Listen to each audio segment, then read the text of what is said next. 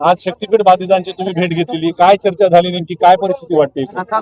मला अगोदर सांगितलं होतं की शेतकरी उपोषणाला बसले, आपण त्यांना पाठिंबा द्यायला भेट घेण्यासाठी या. परंतु इतकं मारलं हे माहित नव्हतं, लाठीचार्ज झालेला माहित होता, परंतु इतकं मारलंय महिलांना सुद्धा. इतक्या क्रूरपणानं हल्ला सरकारनं शेतकऱ्यावरती केला नाही पाहिजे. कारण मुख्यमंत्री साहेबांची, फडणवीस साहेबांची जबाबदारी आहे. हे शेतकरी हे आपण सांभाळला पाहिजे. त्यांची म्हणणं काय, त्यांची भावना काय, शेतकऱ्यांची इच्छा काय, हे जाणून घेतलं पाहिजे. उगाच शेतकऱ्याला वेटीस धरायचं, त्यांच्यावरती बळाचा वापर करायचा आणि बळच मोजण्या करायच्या, हे सरकारनं करू नये. त्या संदर्भात मी आता म्हणजे मग सुद्धा मुख्यमंत्र्यांच्या ओळीनं सुद्धा हा निरोप सांगितला होता आणि शिंदे साहेबाकडे मी हे काही खाता येते त्यांच्याही ओळीला निरोप पाठवला होता. आता ते ज्यावेळेस अधिवेशनातून रिकामी होते त्यावेळेस मी त्यांना पुन्हा सांगत की ही गंभीर विषय आहे शेतकऱ्यांचा, शक्तीपीठ महामार्गाचा. याच्यात सामंजस्याची भूमिका सगळ्यांनीच घेऊन, शेतकऱ्यांनी पण आणि सरकारने सुद्धा याचा तोडगा काढा. यांचं नाही म्हणणं आहे महामार्ग करणं, तर ते पूर्ण ऐकून घेतलं पाहिजे. तेच आता बावनकुळे साहेबांना सुद्धा बोलतो की तुमच्या मंत्रालयाच्या अधिकारात हा विषय, भूसंपादन हा मंत्रालयाचा विभाग चंद्रशेखरजी बावनकुळे साहेबांकडे आहे. त्यांनी आता अधिवेशनाच्या बाहेर येऊन हा विषय बोलले की आम्ही शेतकऱ्यांना सगळ्या बोलून घेतो. आता मला वाटतं पुढच्या गुरुवारी त्यांनी या शेतकऱ्यांची, शक्तीपीठ महामार्गाच्या शेतकऱ्यांची बैठक लावली. त्या बैठकीत तोडगा 100% काढतो असा त्यांनी शब्द दिलाय आणि मग त्यांनी सांगितलं की आता सगळ्या शेतकऱ्यांनी पोषण सोडून घ्या. आणि मला खात्री आहे की बावनकुळे साहेब 100% याच्यातून मार्ग काढणार. कारण मी याच्या अगोदर एक त्यांना प्रश्न सांगितला होता असाच मागणीचा, त्यांनी तो कडीला नेला होता. म्हणून आत्मविश्वास आहे की ते मार्ग काढतात.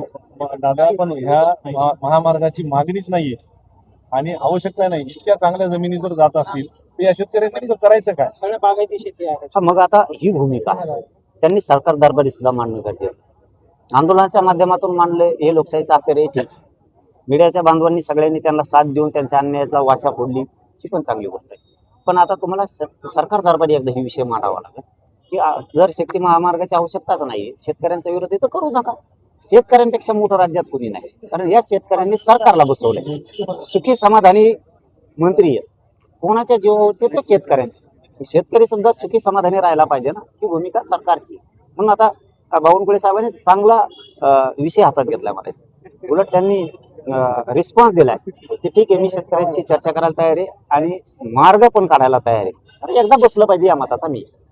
अधिकारी म्हणत होते तुम्ही नाही दिल्या तरी आम्ही जमीन हिसकावून घेऊ, अशा पद्धतीची भाषा मोजणी अधिकाऱ्यांची, महसूल प्रशासनाची होती. मला वाटत नाही त्याच्यात काय बावनकुळे साहेबांचा विषय असेल किंवा फडणवीस साहेबाचा असेल. काय काय अधिकारी नमुनेबाज असतात, इकडे सुद्धा काही करू शकतात.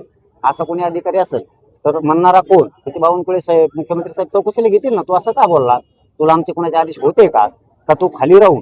काय काय अधिकारी काय आहे, सरकारला सुद्धा इथं राहून बदनाम करतात, काय असं सुद्धा होऊ शकतं म्हणतोय. त्यामुळे ते घेतील ना, त्याला चौकशीच्या फेऱ्यात ओढतील. दुसरा महत्वाचा विषय दादा, अजित पवारांच्या मृत्यूच्या संदर्भामध्ये अनेक प्रश्नचिन्ह उपस्थित केले जात आहे. काय वाटतंय, कोणाची चौकशी झाली पाहिजे नाही झाली? आता परिवाराला मी तर मागेच पण सांगितलं की परिवाराला जर वाटत असलं की चौकशी झाली पाहिजे तर खरंच झाली पण पाहिजे. पण आता आधी नव्हतं वाटत जास्त, जसे जसे त्या पत्रकार परिषदा सुरू झाल्या तसं थोडंसं संशय बळावायला लागलाय. काय खरं असं का काय, पण इतकं वाईटपणानं वागणं, इतक्या वाईटपणानं बोलणं असं कधी काय दादाचं नव्हतं. म्हणून शंका येत नाही. अशा घटना कोणाशी होत्या की थेटपणानं जो खेटला जातो, थेटपणानं जे प्रक्रिया होत्या, अशा व्यक्तींविरोधात कधीच होतं ते असे शांततेत होतं. प्रक्रियात काम करताना, प्रशासनात काम करताना, सरकारमध्ये काम करताना धाडसी निर्णय घेत होते.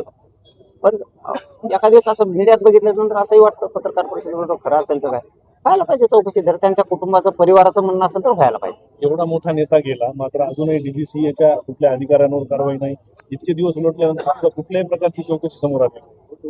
ते तर त्यात काही पुरावेच उपलब्ध नाही म्हणतात. म्हणजे सीसीटीव्ही नाही म्हणतात, तो ब्लॅक बॉक्स का काय असतो ते बी नाही म्हणतात. सगळं म्हणजे ते वाटतंय थोडंसं विचित्रपणा वाटतोय त्याच्यातला. पण आता ज्याच्यातलं माहित नाही त्यात माणसाने उगाच बोलू नये. आपल्याला एकतर त्यातली जास्ती माहिती आहे आणि उगाच त्यात काहीतरी बोलायचं. पण आता परिवाराला जर शंका येत असेल ना, त्यांनी निर्भीडपणानं मात्र ती चौकशी होऊ द्यायला पाहिजे. करा पण म्हणायला पाहिजे, होऊ द्या. पण आता चौकशी झाली काही झालं भैया, माणूस येणार आहे का आता? इतका चांगला काम करणारा दादा गेला. पण आता मराठा आरक्षणाचा विषय होता, अजूनही प्रमाणपत्र दिले जात नाहीये. अनेक ठिकाणी अधिकारी हे करतात. तर काय भूमिका असणार आहे आपली या सर्व? मी सांगून टाकलं आज, म्हणजे कालच सांगून टाकलं की तुम्ही पुन्हा म्हणू नका की आता आम्हाला उभं राहायला जागा नाही राहिली, बोलायला जागा नाही राहिली, खूप परिस्थिती वाईट झाली, म्हणू नका. म्हणून मी सांगितलं मी जूनमध्ये मला आमरण उपोषण करावं लागेल, त्यावेळेस मी मंत्र्यांचं कोणाचं ऐकणार नाही. आज तुम्हाला प्रामाणिकपणानं प्रेमानं सांगतोय की विखे पाटील साहेबांकडे उपसमिती आहे. त्यांनी जबाबदारी आहे. त्यांनी JR काढलाय, रमेश साहेबांनी JR काढलाय. तर तुम्ही मोठ्या मनाने JR काढलाय, तर हैदराबादच्या गॅझेट प्रमाणे प्रमाणपत्र द्यायला तुम्हाला हरकत काय? तुम्ही स्थानिक चौकशी अहवाल काढलाय, त्या अहवालाप्रमाणे तुम्हाला आल्याच्या नंतर अर्ज आल्याच्या नंतर कोणी प्रमाणपत्र द्यायला अडचण काय? कारण JR तुम्ही काढलाय, JR पेक्षा अधिकारी मोठा नाही. JR म्हणजे कायदा झाला आणि तो कायदा सरकार चालवतंय, तो कायदा सरकार चालवतंय. आणि मग तुम्ही कायद्याला डावलणार का अधिकारी?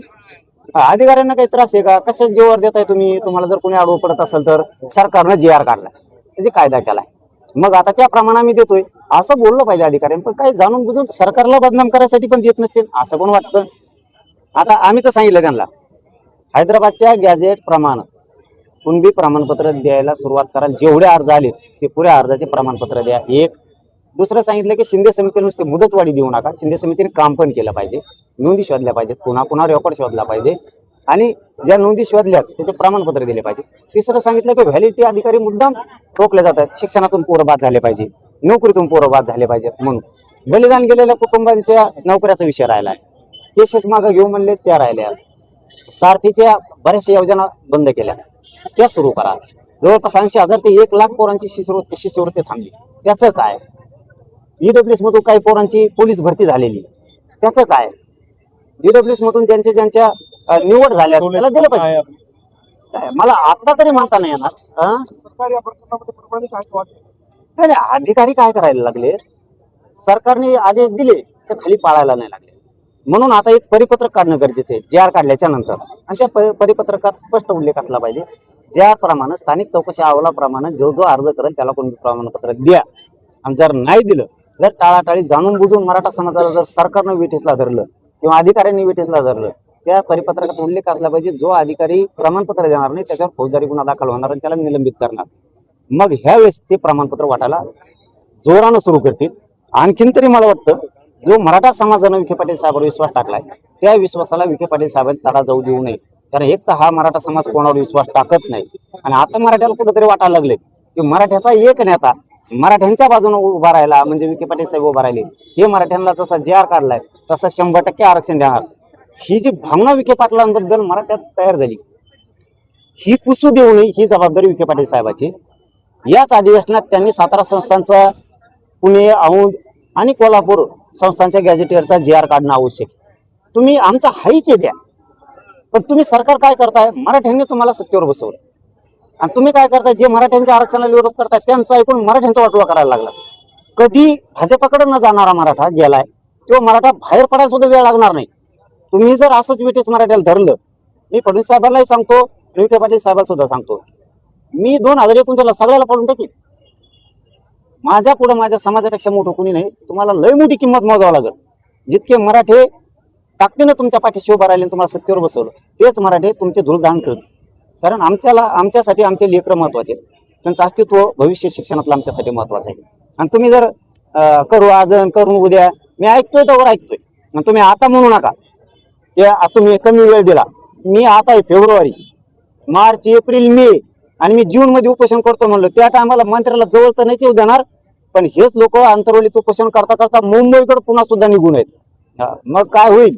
मग त्याचं आता तुम्ही ठरवून घ्या, मग कोणत्या टोकाला भूमिका जाऊ शकते. मुस्लिम समाजाचं सुद्धा आरक्षण जे आहे ते रद्द सांगितलंय की बावनकुळे साहेबांनी, मंत्री महोदयांनी सांगितलं की तुमचं एक शिष्टमंडळ येऊ द्या गुरुवारी, मी हा विषय तडीच लावतो, काळजी करू नका. तुम्हाला एक अनुभव आहे की एक मागं आम्ही असंच काम सांगितलं होतं शेतकऱ्यांच्या संदर्भातलं, त्यांनी त्यावेळेस ते केलं होतं.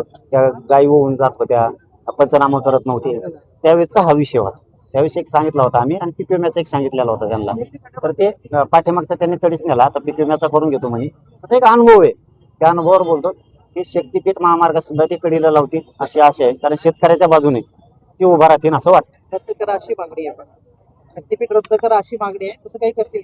आता चर्चा झाल्यावर लक्ष देईल काय होते चर्चेची तर वाट बघू तिथून पुढे बघू मग काय करायचं. चला धन्यवाद.